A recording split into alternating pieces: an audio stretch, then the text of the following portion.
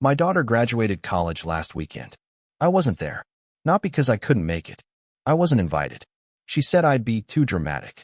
So I watched the live stream alone, in a dark living room, while strangers sat in my seat, clapped in my place, and smiled in family photos I paid for but no longer belonged in. The next morning, I made one decision. And just like that, I closed the account I'd built for her since she was 16 and gave every dollar to someone else. 32 missed calls, one final voicemail, and the first quiet breath I'd taken in years. What happened next was rather unexpected. I will tell you everything. First, let me thank you for your continuous support. If you love stories like this one, support us by subscribing to this channel and comment where you are watching us from.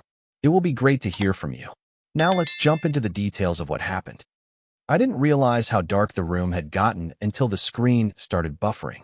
It cast a flickering glow against the walls, cool, sterile light, the kind that made shadows stretch long and mean.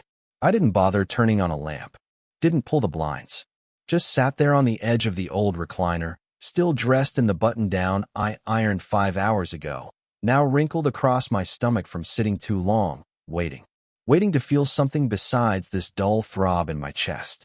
Her name was coming up soon. Sydney Lorraine Hamilton. The same name I gave her in that cramped hospital room 22 years ago, back when her mother and I still thought love was enough to build a life on.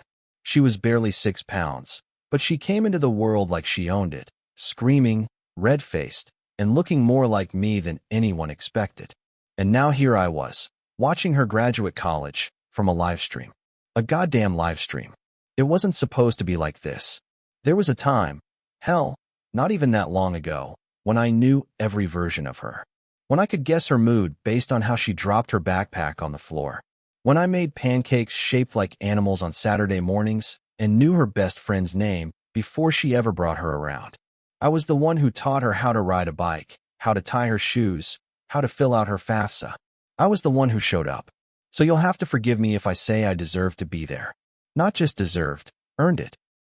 But 3 weeks ago, she called me and said, "Dad, I don't think it's a good idea for you to come." I laughed at first. Thought maybe it was a joke. What? Her voice flattened. Because you make things a big deal. You'll cry, or you'll say something awkward, or, honestly, I don't want the stress. It's supposed to be a happy day.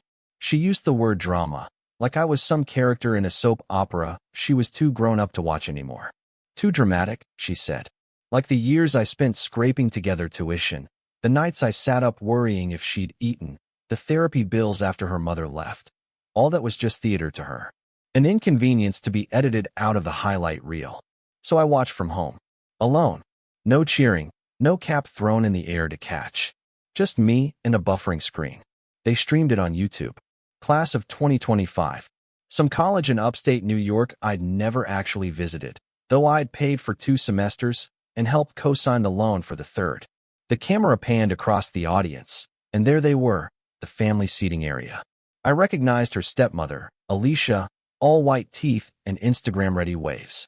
Her husband too, Greg. And next to him, a woman I didn't recognize. Then it hit me, Sydney's boyfriend's mom. My seat was taken by a stranger. That was the part that gutted me. Not that I wasn't there, though that was its own kind of ache, but that someone else was sitting in a spot that was supposed to be mine. That someone else got to stand and clap while my daughter's name rang out in an auditorium I had no access to. That some woman I'd never met got to hand her flowers and smile for pictures I wouldn't be tagged in.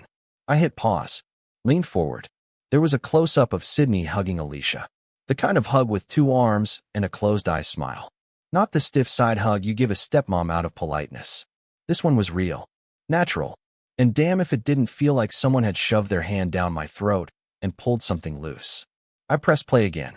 The camera moved to the stage. The dean called out names, one by one, and I listened for hers, like a man waiting for a ghost to speak. My hands were clenched so tight on the armrests, my knuckles had gone white. Sydney Lorraine Hamilton. There it was. She walked with her head high, graceful, confident, proud. She didn't look back, didn't glance into the crowd, didn't search for a face that wasn't there. Because she knew. I wasn't invited. I didn't exist in that world she'd built for herself. Not really. I was the scaffolding she'd used to climb higher, and now that she'd reached the top, I was just another part of the construction crew she didn't bother thanking. The stream ended. I sat there. Still, I must have replayed it 3 more times before I finally closed the laptop. Not out of peace, not even out of anger, just because I couldn't take one more second pretending I didn't care. I cared. God help me, I cared more than she'll ever know. That night, I didn't sleep. I wandered the house like a man in mourning, brushed past old photo frames on shelves, dusty with time and negligence. There was one of her in kindergarten, missing front teeth, pigtails, holding up a macaroni necklace like it was gold. I remember the day she made it. She said, "Daddy, I made this for you, so you won't forget me when I go to college." Back then, it was funny, sweet. We laughed. But now it felt like a curse. I hadn't forgotten her. But maybe she'd forgotten me. I sat at the kitchen table around 2 a.m., the same one where Sydney used to do her homework while I cooked dinner, always asking if she could have just 10 more minutes before turning in for the night. I'd always say yes. Always. I was soft when it came to her. Still am, probably. She knew how to work me, those big brown eyes and a well-placed, "Please, Daddy." It used to make me proud, how close we were. How we were Team Hamilton, just the two of us. But somewhere along the line, I became an obligation instead of a comfort. I stared at the coffee pot, considered making a fresh one even though I knew I wouldn't drink it. My hands trembled slightly, not from caffeine or age, but from the weight of everything I hadn't said, everything I wanted to yell into the void. Instead, I picked up my phone and scrolled through old messages. Her last text was from March. 3 months ago. "Sydney, hey, just checking in. Can you send me that tax info? Thanks." That was it. No, "How are you, Dad?" No, "Love you." Just a request. And I'd sent it, of course, within the hour. Before that, she'd asked about her FAFSA deadline. Before that, it was something about rent. I scrolled further. Birthday? Nothing this year. I turned 52 in May. Not even a text. I used to be her first call. Now I was just a utility. I should have said something. Drawn a line. But every time I wanted to push back, every time I felt that hot anger start to rise, I remembered how small she looked on the day her mother left. Sitting on the front steps with her Elmo backpack, thinking it was just a normal school day. "Is Mommy coming back after dinner?" she had asked me. I said yes. She didn't. So I became both parents. I filled in the gaps. And I guess maybe I overcompensated. Maybe I held on too tight. But I did it for her. So when she said I was too dramatic, it wasn't just an insult. It was a severing. Like being told the very thing that defined your love made you unlovable. And you don't come back from that. Not really. Around 3:30 a.m., my phone buzzed. A notification. Someone had tagged Sydney on Instagram. I clicked it, half hoping it'd be a photo of her alone, maybe with a caption like, "Missing my real ones today." Instead, it was a group shot.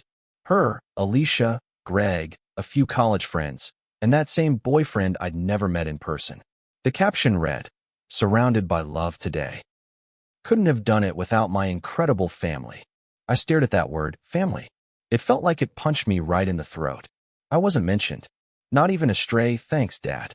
Not even in the comments. So I did something I hadn't done in years. I opened the bottle of whiskey I kept in the back of the cabinet. The one I only ever touched when the world felt like it was tilting off its axis. One glass. That's all. Just enough to dull the ache. And then I sat back down at the table, turned on the lamp, and pulled out the folder where I kept all her documentation. Birth certificate, car title, copies of tuition payments, bank account info. It was all still there. All the receipts for love. That's when the idea first entered my mind. Not fully formed, not angry or vengeful. Just quietly logical. A rebalancing of things. She didn't want me as part of her present? Fine. But she didn't get to have me in her future either. Not like this. The next morning, I didn't eat breakfast. Just sat in that same damn chair, watching the sun creep through the blinds like it had no idea it was rising over a broken thing. The house felt different. Heavier. Like even the walls had taken sides. I picked up my phone again, read our last year of messages one more time, and then deleted the thread. Not out of pettiness, but because I couldn't keep carrying both the weight of her and the proof that she'd dropped mine. Around 10 a.m., my sister Denise called. She didn't know about the graduation. I hadn't told her. I didn't want the pity. Hey, big bro, she said. You doing okay today? I wanted to say yes, but my voice cracked. She heard it. Marcus? What's going on? And I told her. Not everything. Not the whiskey or the late-night spiral. But enough. Enough to hear her go quiet on the other end. She finally said, That's cold, Marcus. Real cold. I nodded. Yeah. But maybe she just doesn't know how to deal with you. You can be a lot. There it was again. Too much.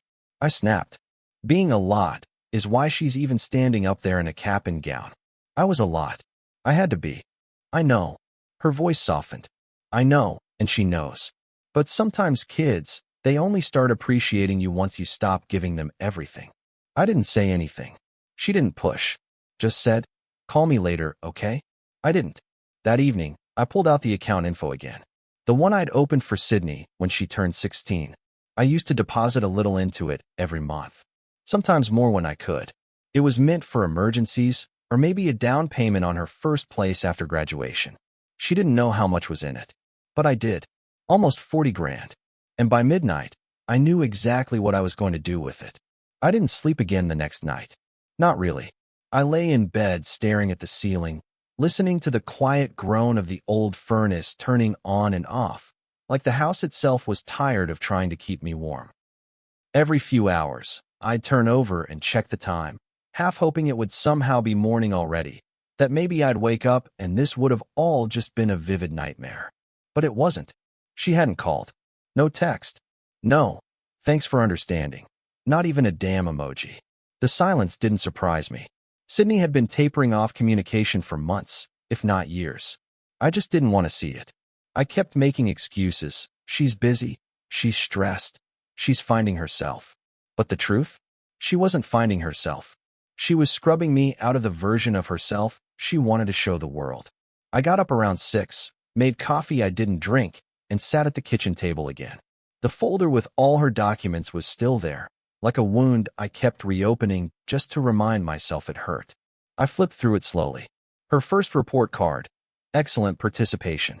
A sticky note she once left me in 8th grade. Love you more than ice cream. Her acceptance letter to the university.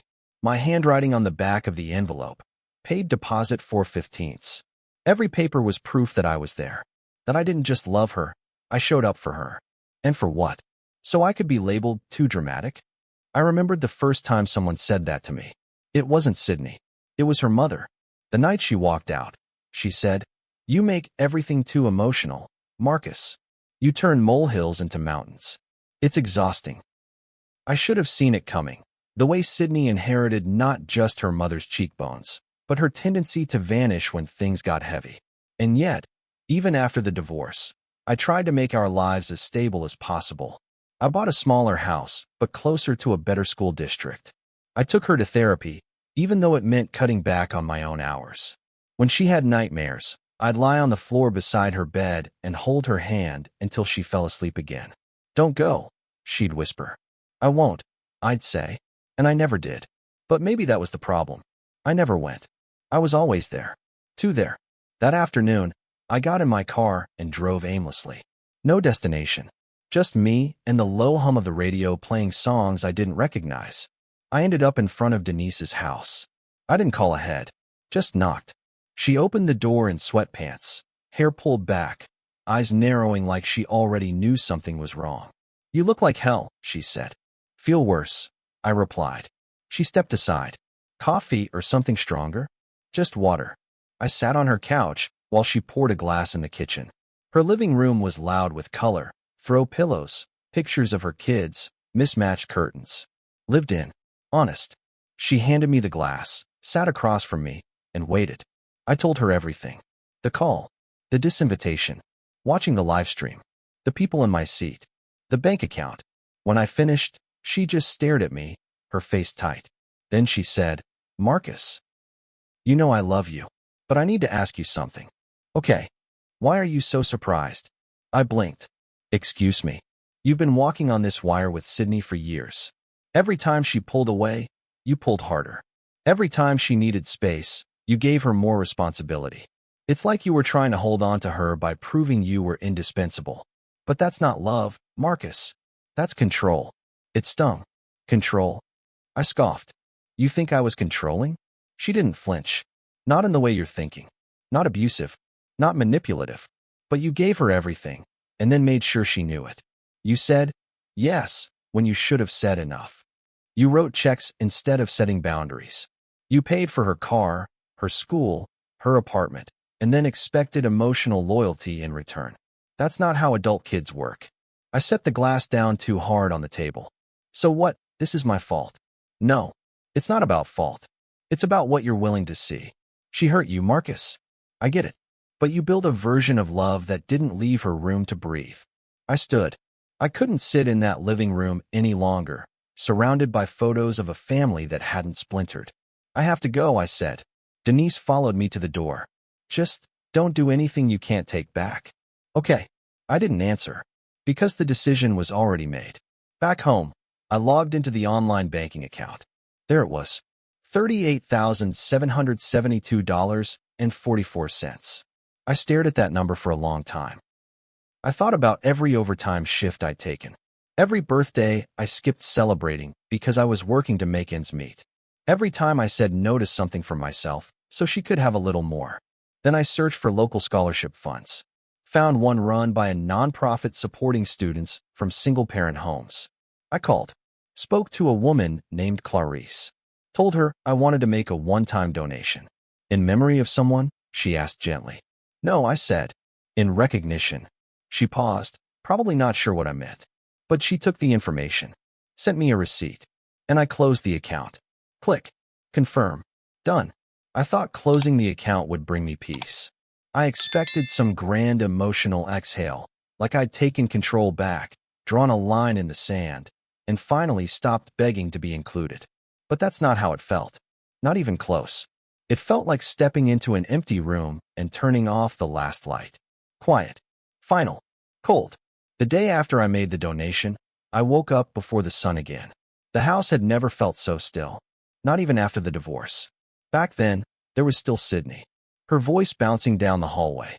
Her laughter when I made pancakes and sang off-key. Her shoes by the door. Now, just echoes. I wandered into the living room, opened my laptop, and, God help me, I queued up the live stream again. I don't know what I was looking for. Closure? Confirmation? Punishment? The ceremony started the same way. Marching band, smiling deans in robes too big for their egos, students filing in like a sea of ambition. I paused at the exact frame where the camera swept past the audience.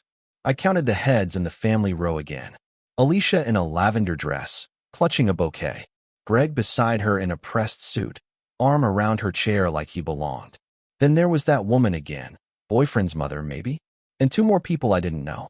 5 people, all smiling, all clapping, all present. I wasn't there, not even in spirit. I zoomed in on Sydney. She looked radiant.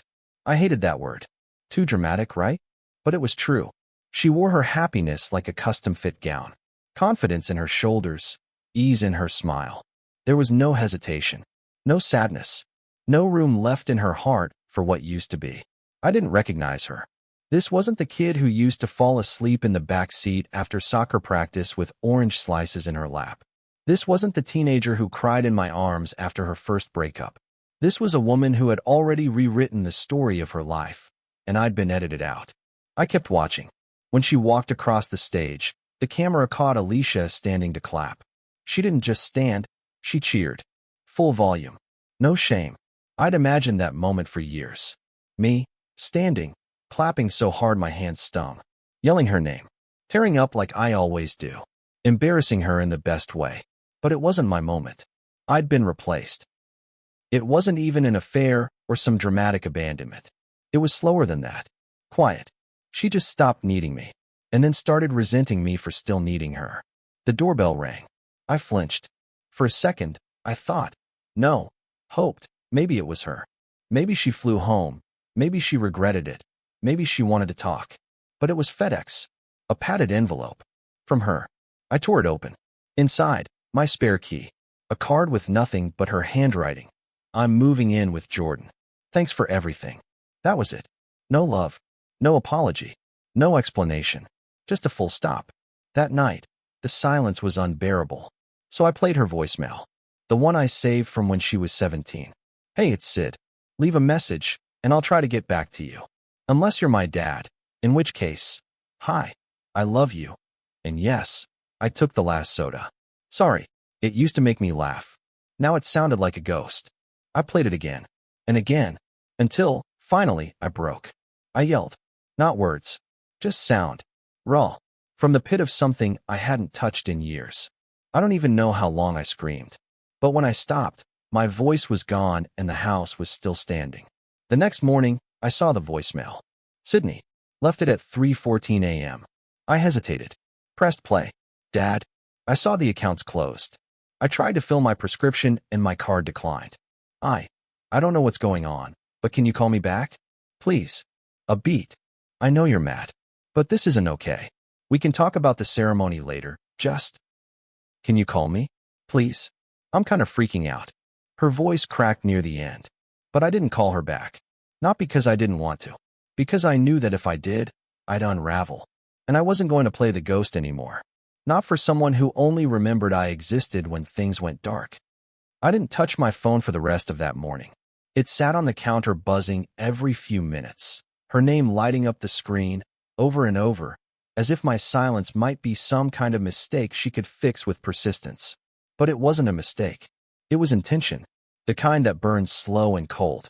I made coffee, even though the thought of drinking it made my stomach turn. I went through the motions, filter, grounds, button, pour, because I didn't know what else to do with my hands. It was strange, really, how ordinary everything looked while something so irreversible had already happened. The sunlight streamed through the window. A bird landed on the fence. Somewhere down the street, a neighbor's kid laughed. And inside my chest, something had just died quietly. I sat at the table again, same spot, same chair, same old folder, but it felt different now. Lighter. Emptier. I'd spent most of my life making sure Sydney had what she needed, building a cushion for her, a future she could stand on. But I never stopped to think what would happen if she decided that future didn't include me. I think that's what this really was. Not revenge, not even anger.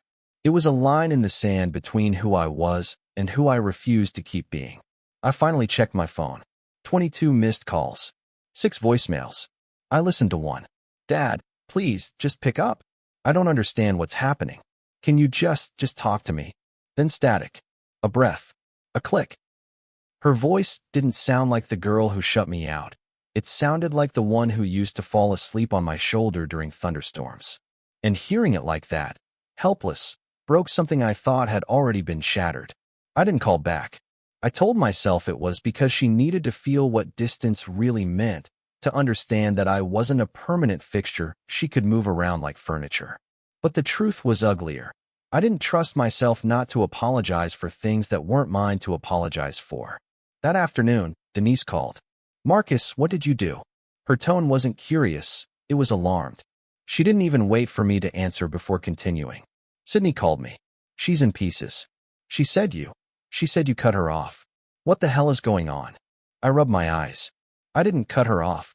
I just stopped pretending. Pretending what? That she still wanted me in her life. There was silence on the line. Then a long, tired sigh. Marcus, you can't parent someone by punishing them. I bristled. That's not what this is. Then what is it?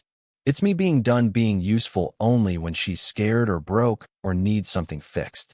It's me letting her see what it feels like to not have me as the fallback plan. Denise's voice softened. You don't have to erase yourself to make a point. I didn't answer. Because maybe I did. That evening, I walked through the house like I was seeing it for the first time in years. Every picture on the wall told a story that no longer belonged to anyone but me. Her first bike ride, our trip to the lake, Christmas mornings with flour on her cheeks from helping bake cookies. I touched each frame, and for the first time, I didn't feel pride. I felt distance. These weren't proof of a bond. They were fossils. The calls kept coming. 32 in total by nightfall.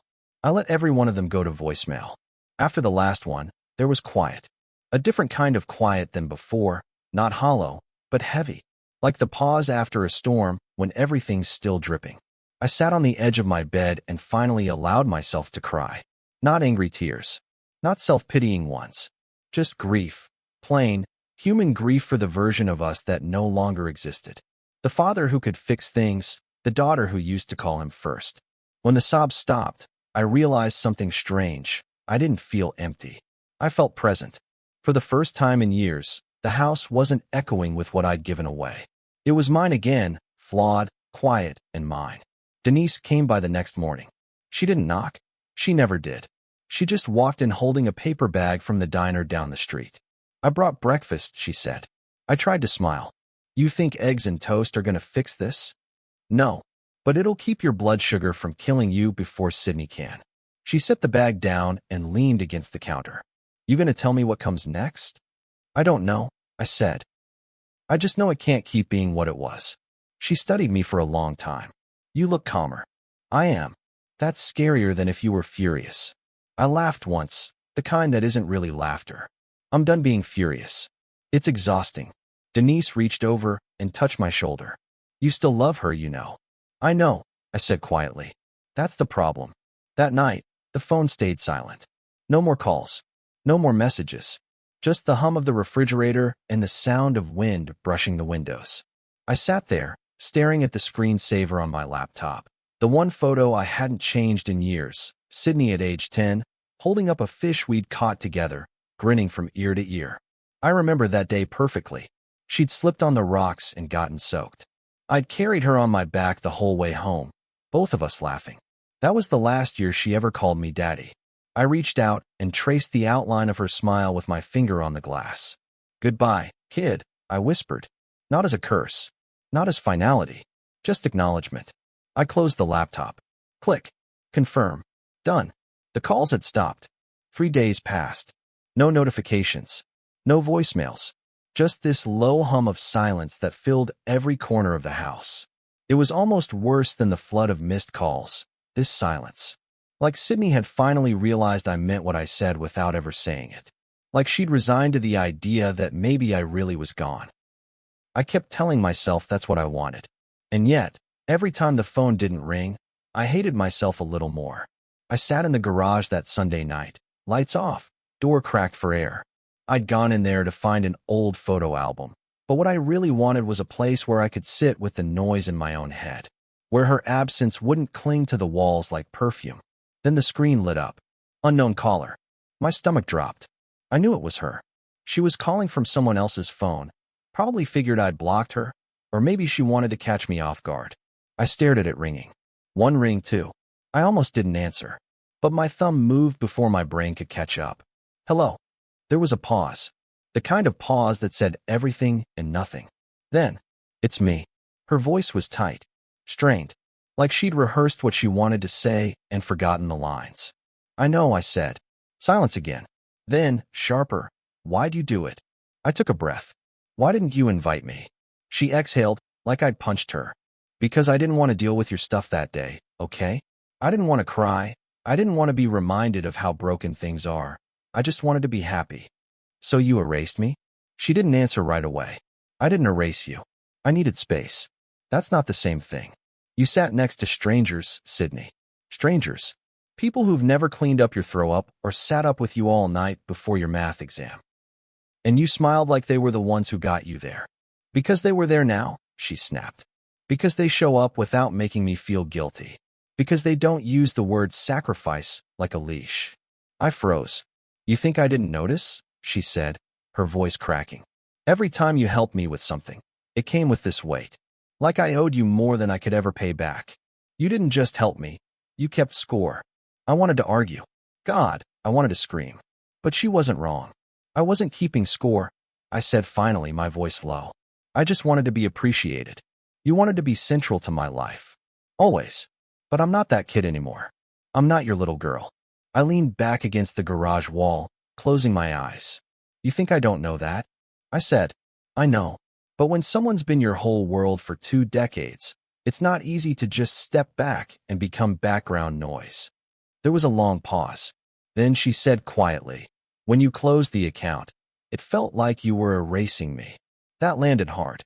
"I didn't do it to hurt you," I said. "I did it because I couldn't keep pretending I was still welcome in your life."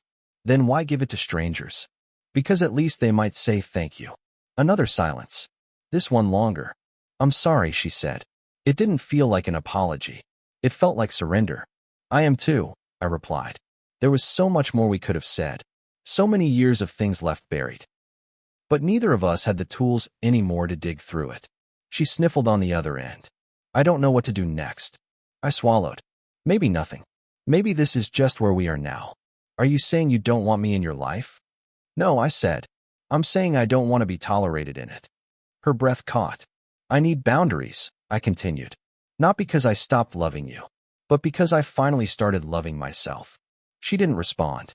Not really. Just a soft, shaky, okay. And then she hung up. No goodbye. Just the kind of ending that doesn't feel like one. A week passed. The house didn't feel haunted anymore. It just felt lived in. Like the grief had finally curled up in a corner somewhere and fallen asleep. I didn't rush to fill the silence. I let it hang in the air like steam from a cup of coffee I never quite finished. I hadn't heard from Sydney since the call. No texts, no second wave of voicemails. But Denise told me she was back in the city, staying with Jordan for now. That she'd started looking for work. That she'd said something like, I just need space from everything. And I didn't ask for more. Not because I didn't care, but because, for once, I respected that space, hers and mine. That Saturday, I finally started boxing up the photo frames. Not to throw them away. I couldn't. But I couldn't keep pretending every hallway wasn't a shrine to a version of us that no longer existed. So I packed them carefully. Her preschool graduation, the time she won second place at the science fair, our matching Halloween costumes when she was 7. Each frame went into the box with a quiet kind of reverence. Not anger, not sorrow, just truth. I labeled the box Sydney. No date, no explanation, just her name. I slid it into the back of the closet, behind some old coats and a vacuum I hadn't used in months. The living room looked cleaner after that. Bare, maybe, but honest. For the first time in a long time, I saw the house as mine, not just a vessel for memories I couldn't let go of. That night, I sat outside on the porch with a glass of tea. The kind of evening that smelled like cut grass and cooling pavement. A couple of kids were riding bikes down the block, shrieking with laughter. I smiled watching them. I didn't feel jealous or bitter, just quiet. Then I heard the mailbox close. I walked to it slowly, expecting bills. Instead, I found a small envelope. No return address. But the handwriting was familiar. Sydney's. Inside was a folded note. Just one line. I know I was unfair. I don't expect anything.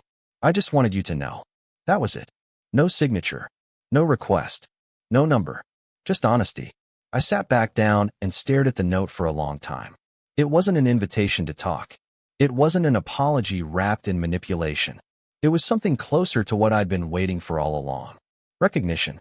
That I'd mattered. That I'd hurt. That maybe, in her own way, she was starting to see the difference between too dramatic and just deeply invested. I didn't write back. Not because I didn't want to. Because some moments deserve to breathe without being turned into something else. I folded the note and slid it into the back of my wallet, behind my ID. I didn't need to carry pictures anymore. This was enough.